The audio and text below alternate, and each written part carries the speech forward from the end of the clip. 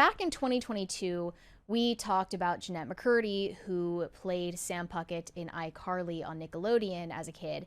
She had just released a memoir, and the title is I'm Glad My Mom Died. And you can see on the cover she is holding an urn, which presumably contains the ashes of her mother, and she's smiling, looking up into the distance. It's supposed to be tongue-in-cheek, but really the memoir focuses on her growing up as a child star, undergoing a lot of trauma in that line of work, and also having an overbearing stage mother who was a narcissist and put a lot of pressure on her to be a starlet and be also a financial provider for her family. So this was something we were discussing back when it came out, and since then, we've seen Quiet on Set, the docuseries about Nickelodeon, come out. We've seen Child Star, the documentary that Demi Lovato put onto Hulu last year, and countless other endeavors, basically for Hollywood to profit off of the trauma that they cause their own talent.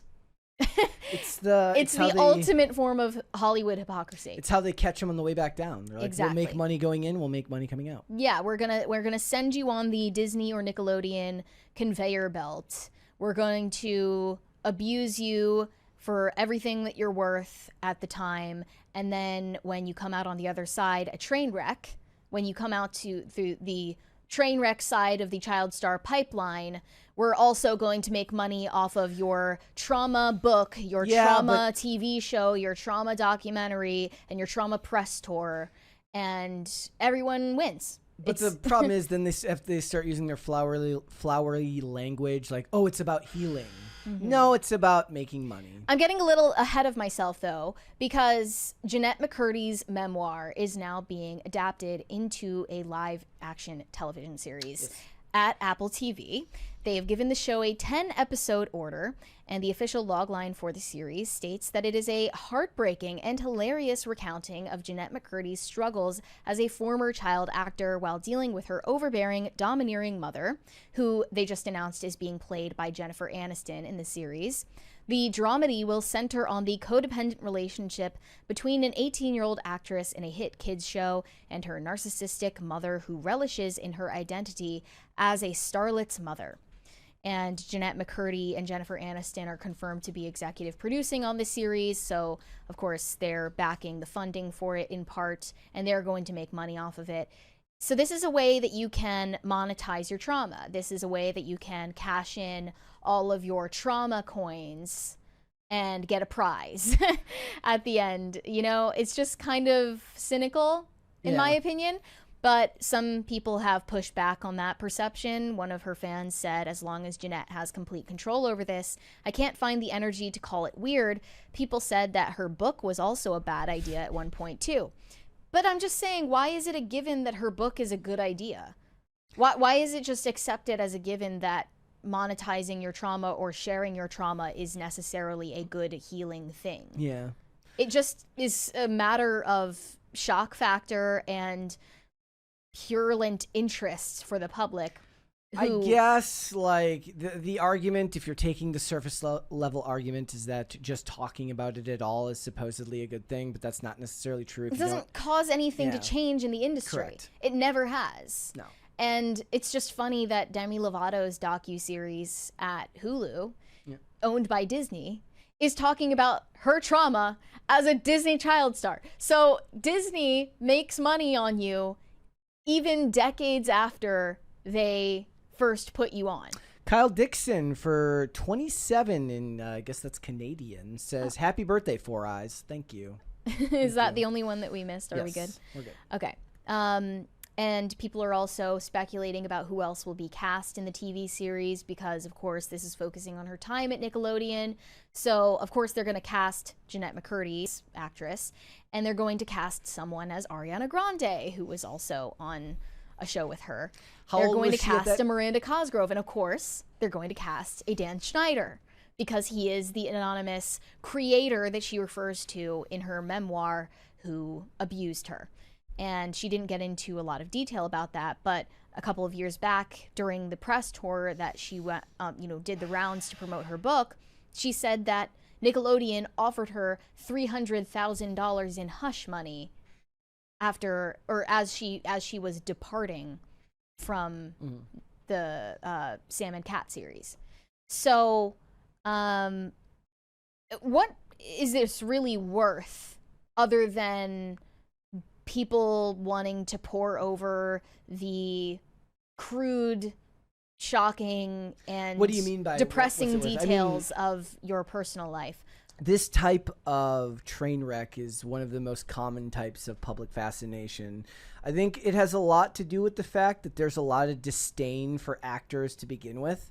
So a lot of people, when they see stuff like this, it kind of reaffirms their hatred of the industry, which is odd to begin with because people have a morbid curiosity about all of the bad sides of it, but are still willing to, interact with it as a whole. It's one of the reasons why I never swear off Hollywood entirely or throw the entirety of the industry under the bus, because it makes you a hypocrite if you're willing to engage with one aspect of it, but you're not. But at other aspects you talk about how it's unconscionable and it's evil. It's like, well, then you have to be willing to admit that you're willing to interact with evil, because I guess at the end of the day, you also say Hollywood makes money both, when they make their way up and then when they fall down and then write their book. But really, it's people, it's individuals make money on this who are just going to interact with other people, and everybody enters into their own agreement for their own ends. So it's a lot simpler to phrase it that way, to phrase it as if like Hollywood makes money going in and Hollywood makes money coming out. But Hollywood is just the vehicle for the mechanism, right? It's just the vehicle that allows individuals to make money. Now, that's different if we're talking about Dan Schneider makes money going in, and then Dan Schneider produces the documentary going out.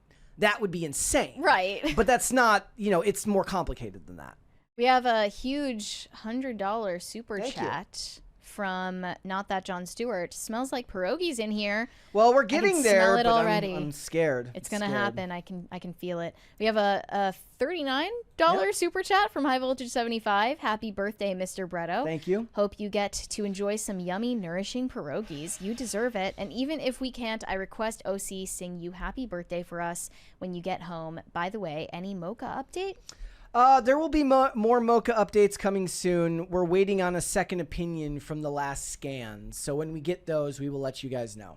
All right. But Mocha has been putting weight back on, which is a good sign, and acting more herself. And she'll even spend more time in other parts of the house, which she wasn't doing recently. She's been sticking to a very specific area, but she's moving about. Well, to be clear, none of this is to say Jennette McCurdy is being exploited.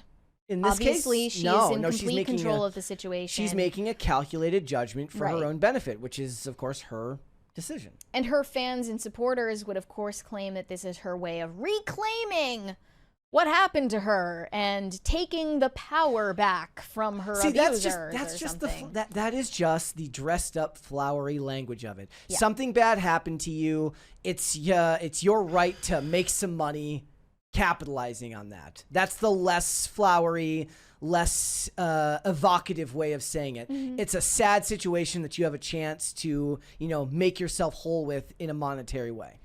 I just think that they're ignoring the human cost, the spiritual cost, perhaps, of disclosing your childhood trauma to the world for money.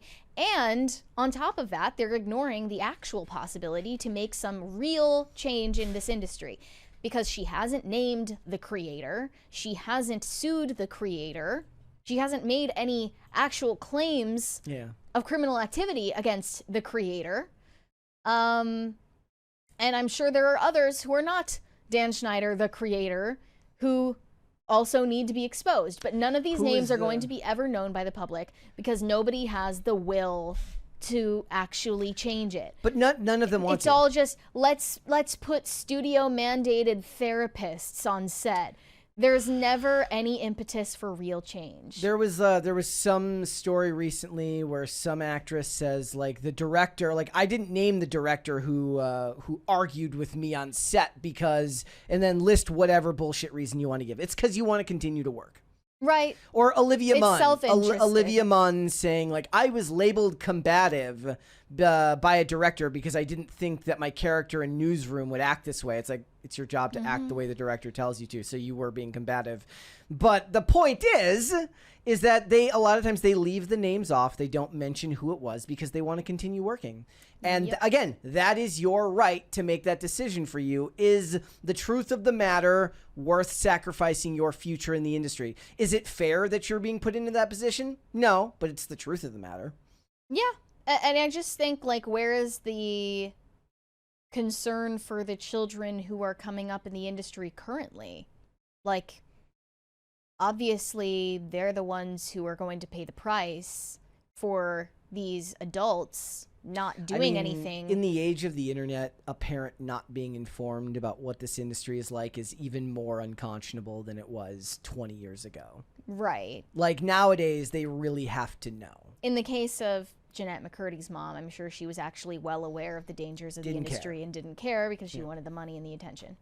Thanks for watching. Listen to full episodes of Pop Culture Crisis on Spotify. Keep up with us on social media and make sure you subscribe and ring that bell so you never miss the show. Bye, guys.